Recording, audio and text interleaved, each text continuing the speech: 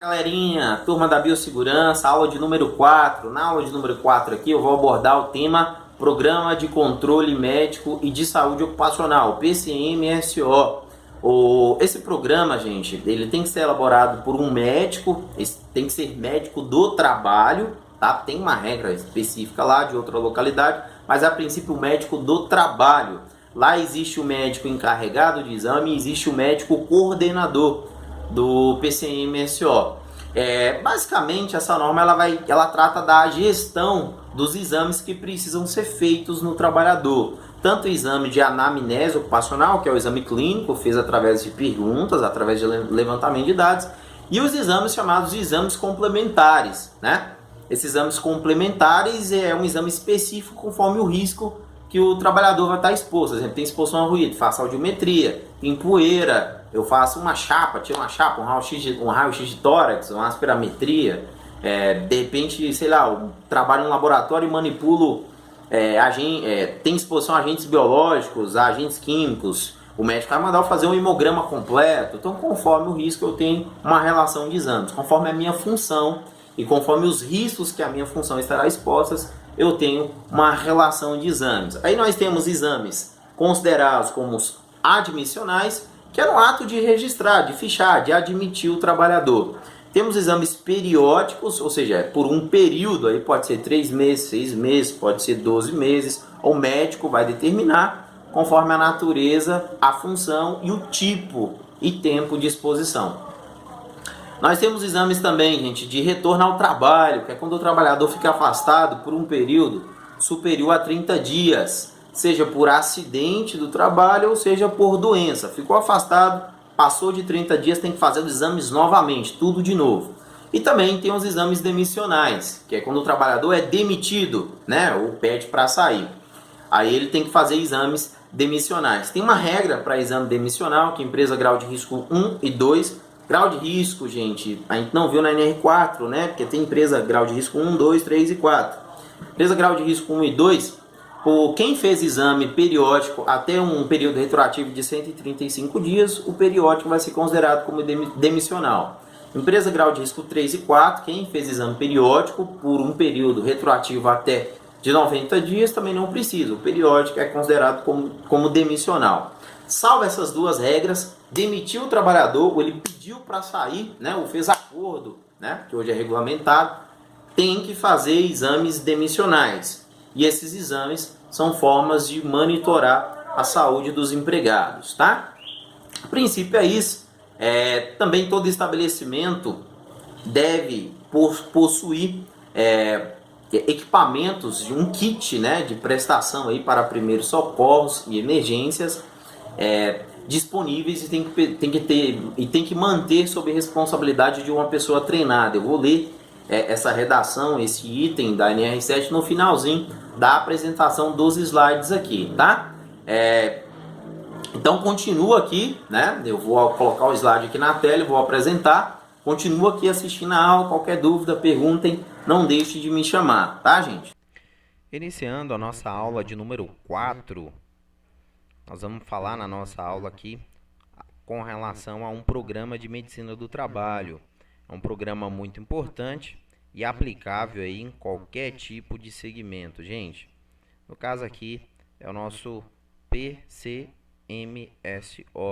é o Programa de Controle Médico e de Saúde Ocupacional.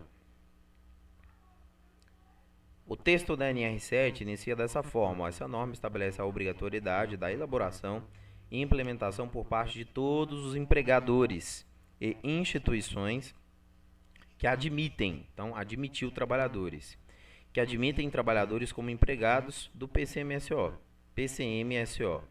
com o objetivo de promoção e preservação da saúde do conjunto dos seus trabalhadores. Gente, aqui na verdade fazer só uma pincelada aqui, dizer que na NR1 tem uma regra nova que as empresas grau de risco 1 ou 2 que declararem que não existe riscos ambientais lá em seu estabelecimento, hoje essas empresas são desobrigadas de elaborar o PCMSO, tá? Elas são desobrigadas, mas não quer dizer que não vai fazer exame em colaborador. É um assunto para a gente discutir futuramente. O Programa de Controle Médico e Saúde Ocupacional é parte integrante de um conjunto amplo, né, de iniciativas da empresa. Aí, gente, é no campo da saúde dos trabalhadores. Ele deve estar articulado aí com os demais programas de segurança. Gente, o programa que o nosso Programa de Controle Médico e Saúde Ocupacional está mais integrado é o nosso PPRA, é o Programa de Prevenção de Riscos Ambientais. Com base nas informações que eu tenho no PPRA, que é feito pelo profissional da segurança do trabalho, o médico do trabalho ele vai criar o PCMSO. Então, olha só que interessante. Um programa ele é articulado ao outro. Agora, tem outros programas que fazem articulação também com o nosso programa de medicina aqui. Um exemplo, a gente tem o PCA, o Programa de Conservação Auditiva. A gente tem aqui o cadê o PPR? Não tem aqui o PPR, o Programa de Proteção Respiratória. Isso aqui na verdade é o PPP, né? Perfil Profissional Profissiográfico. O PPRA aqui, ó, o LTCAT, desculpa, Laudo Técnico das Condições de Ambiente de Trabalho, também é um documento que faz muita diferença, regulamentado por uma lei específica, pelo artigo também, se eu não me engano, 160 da CLT, e pela NR15, né?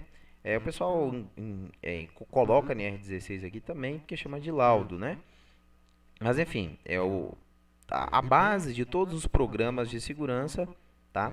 A base da parte da medicina do trabalho, na verdade, em que eu vou colocar em qualquer programa de segurança, parte da NR7, parte do nosso Programa de Controle Médico de Saúde Ocupacional, que deverá ser planejado, implementado, com base nos riscos à saúde dos trabalhadores, e especialmente os identificados nas avaliações previstas nas demais NRs. Eu vou citar aqui a NR9, apesar da NR7 não estar citando, tem uma redação nova, na verdade, da NR7 agora, vai passar a valer no início de 2021, e aí sim, já está fazendo uma citação com a NR9, está fazendo um link com a NR9 bem bacana e bem interessante.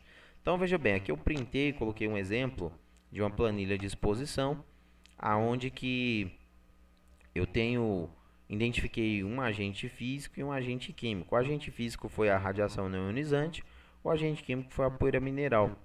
Com base nos riscos aqui, que o colaborador está exposto, por exemplo, a sócia administrativa aqui, que é a função analisada, o médico ele vai estudar essa planilha, vai ver a fonte geradora, vai ver a forma de propagação, vai ver o tipo ou tempo de exposição e automaticamente vai saber selecionar o tipo de exame, conforme a exposição da nossa sócia administradora. Aí aqui é a função, tá? Porque a gente pode ter o sócio administrador e você pode ter lá 5, 6, 10 pessoas registradas nessa função. Aqui, gente, das responsabilidades, cabe ao empregador garantir a elaboração efetiva do PCMSO, bem como zelar pela sua eficácia. Custear sem ônus para empregados todos os procedimentos relacionados ao programa. Veja bem, o empregado não paga nada, ele não tem custo nenhum com relação à consulta médica, com relação a exames, qualquer tipo de suporte, né, voltado aí para a medicina do trabalho. Cabe também ao empregador, gente, indicar dentre os médicos do SESMIT, eu comentei isso aqui na aula de introdução às normas, né? Serviço especializado em engenharia, segurança e medicina do trabalho. Então, indicar no meio do SESMIT da empresa um médico coordenador responsável pela execução do programa. Então, vamos imaginar que a empresa lá tem 3 médicos. A gente tem os médicos encarregados de exames e a gente tem um médico coordenador. É o médico que coordena esse programa. Gente, no caso da empresa ficar desobrigada de manter médico do trabalho, porque em caso de SESMIT, o dimensionamento ele é feito no quadro 2 da NR4. Exemplo, eu separei aqui uma empresa que tenha mais de 101 empregados e menos de 250. E o grau de risco dessa empresa é 3. O dimensionamento do SESMIT aqui foi de um técnico de segurança. Aqui não é obrigatório a contratação de médicos do trabalho, pelo menos para compor o SESMIT daquela empresa. Mas veja bem, deverá o empregador indicar médico do trabalho, empregado ou não da empresa, para coordenar o programa. Presta atenção, quando na NR4 então, gente, for identificado que no dimensionamento do meu SESMIT não tem a obrigatoriedade de contratar médico, eu preciso contratar ele como se fosse um SESMIT externo. Eu preciso contratar o serviço desse profissional. Então, não sou obrigado a contratar o médico, mas sempre vai ter um médico para coordenar o meu programa. Exemplo, toda empresa, né, ela tem clínica, ela tem uma clínica onde o seu empregado vai lá e faz seus exames. Onde o empregado vai lá e faz os exames, daquela clínica ali é que surgiu, né, o médico que está coordenando o programa, tá? Então, ele acontece e a gente vai discutir muito futuramente aí.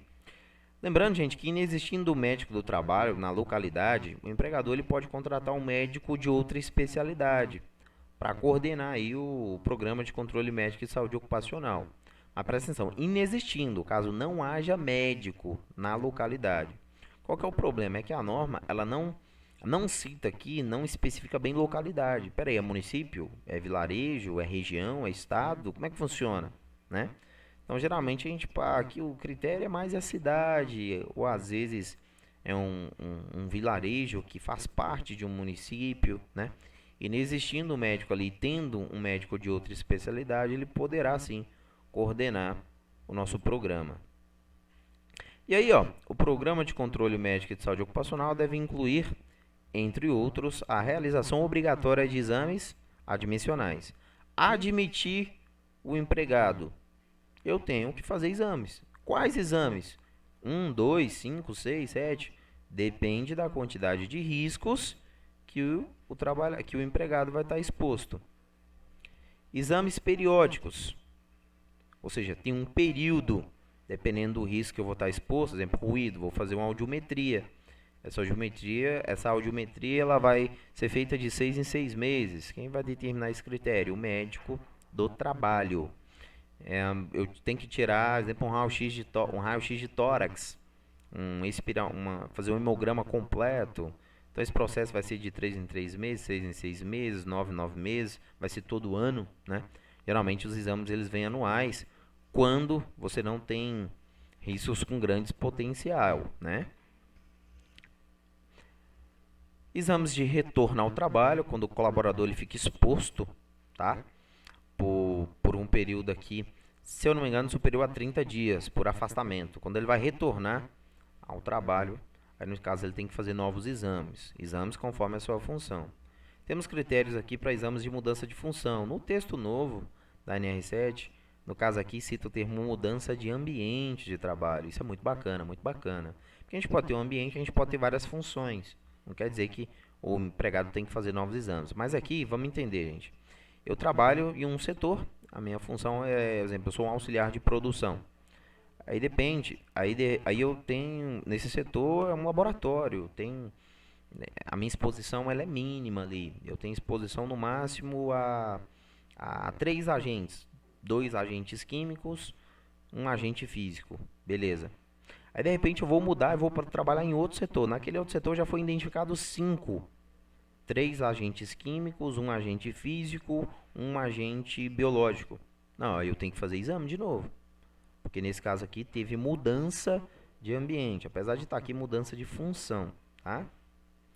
Exame demissional. Para demitir o trabalhador, eu tenho que fazer exames demissionais. Porque da mesma forma que o colaborador ele veio, né, para trabalhar como empregado. O conceito de empregado está lá na NR1, gente. Ele, exemplo, nunca teve perca auditiva. De repente ele faz um exame demissional e no laudo da audiometria ficou constatado que ali teve perca da audição. E aí, tem a ver com o trabalho ou não tem?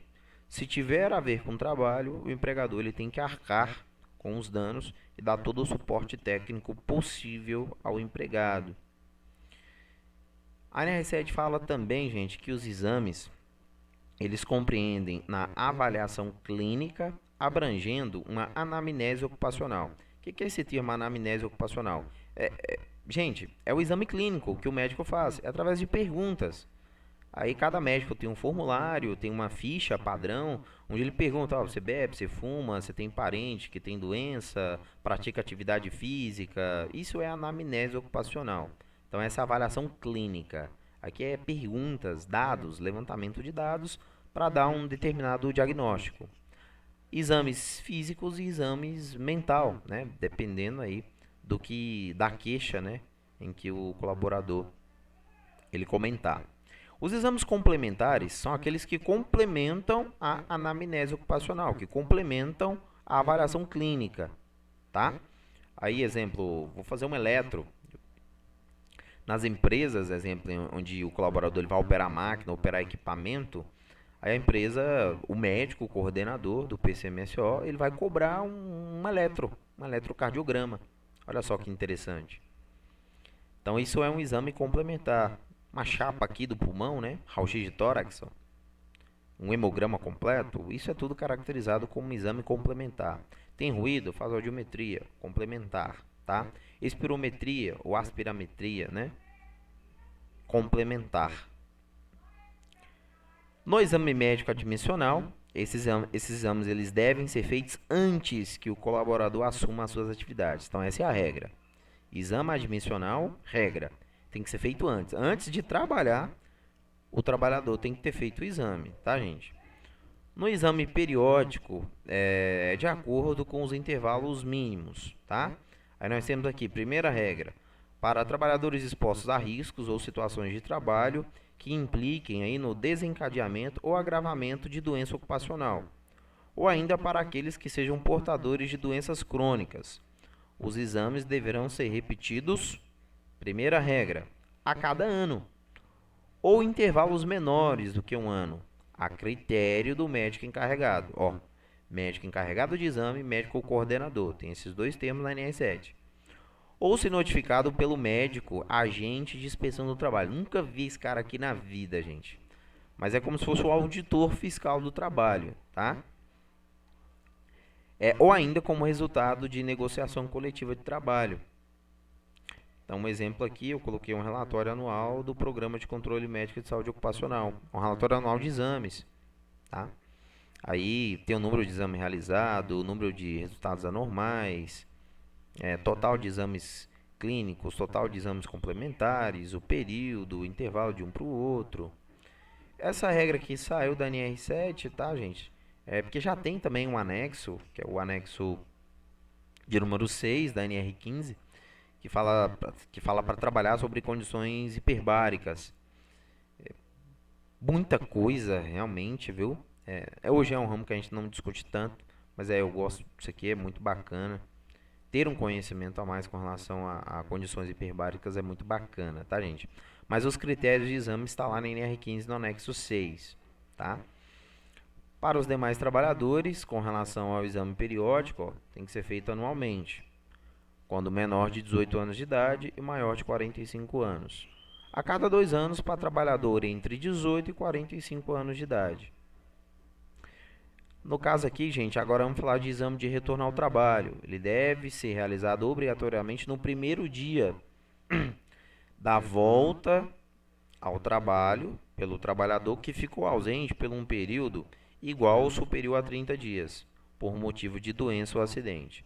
Resumindo, o trabalhador teve doença ou teve acidente e ficou afastado.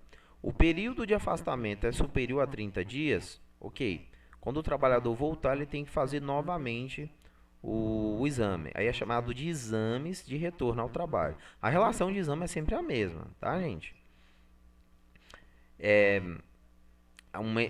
Gente, lembra que aqui existem diversos fatores, tá? A gestação está até citado aqui no texto da NR7, vários fatores. Qualquer motivo de afastamento. No exame médico de mudança de função, ó, vamos lá, quarta regra de exame. Exames para mudança de função. É obrigatório que esse exame seja feito antes de eu mudar de função, antes de eu mudar de setor. Na prática, a gente sabe que isso não funciona nas empresas, né? E agora vai ser mudança de ambiente, na redação nova. Agora, para o exame médico demissional, gente, esse exame ele é obrigatório, né? Tem que ser realizado aí até a data da homologação, lá da rescisão do trabalhador, desde que o último exame médico ocupacional tenha sido realizado há mais de, 135 dias para empresas grau de risco 1 e 2. 90 dias para empresas grau de risco 3 e 4. Bom, isso aqui é uma regra muito complicada, é uma redação, é um texto muito ruim, né? E eu vou ler com calma. No exame médico demissional, será obrigatoriamente realizados, ou seja, eles devem ser feitos, até a data da homologação, ou seja, antes de eu homologar a rescisão do colaborador, tem que fazer o exame demissional. Desde que o último exame médico ocupacional tenha sido realizado há 135 dias. Empresa grau de risco 1 e 2. 90 dias, empresa grau de risco 3 e 4. Vamos imaginar que eu mandei o colaborador embora e tem 100 dias que ele fez exame periódico. Aquele exame periódico, ele vai valer como exame demissional. Por quê? Porque aqui não excedi os 135 dias. Vamos imaginar que eu fiz exame periódico há 60 dias. Aí, de repente, a empresa me mandou embora. Eu também não preciso fazer exame demissional. Porque o último exame médico realizado, ele foi a menos de 90 dias. Ele foi feito com 60 dias. Tá? Então, essas duas regras aqui são muito importantes. Para cada tipo de exame realizado, né, o médico vai emitir o ASO, que é chamado de atestado de saúde ocupacional. Esse ASO ele vem em duas vias. Uma via da empresa e uma via do empregado. Ó, sempre peça a via de vocês. Guardem, arquivem, tá, gente? Fará muita diferença até mesmo para a elaboração do PPP de vocês. A primeira via do ASO ela vai ficar arquivada no local do trabalhador, inclusive na frente de trabalho ou canteiro de obra, e disponível para fiscalização. A segunda via ela tem que ser entregue ao empregado, tá, gente? Segunda via, então, fica com o trabalhador. E aqui uma regra bacana da NR7 é que fala o seguinte: todo estabelecimento deverá ser equipado com o material necessário para a prestação de primeiros socorros, considerando-se as características da atividade desenvolvida, ou seja, o segmento, né? Manter este material guardado em local adequado e aos cuidados de pessoa treinada para este fim. Então aqui é um exemplo de um kit de primeiros socorros, um kit de APH, né, que eu posso, por exemplo, colocar no ambiente industrial, numa área operacional. Isso aqui é muito comum a gente ver em áreas administrativas, né, e estabelecimentos aqui de setor comerciário, né. No Programa de Controle Médico de Saúde Ocupacional, o médico ele coloca até uma relação aqui, né, na lista, no documento. É um programa, mas ele é descrito num documento, né, um documento base, gente. E aí tem uma relação aqui: gaze, atadura, tesoura sem ponta, soro fisiológico, esparadrapo, né, enfim, vários itens aqui bem bacanas. Então, a área operacional, a área administrativa. Gente, é isso, a nossa aula. Agradecer a paciência, a atenção de vocês. Tenho fé e esperança que vocês estão assistindo, né? Qualquer dúvida, pergunta, não deixe de me chamar. Abraço, tudo de bom para vocês.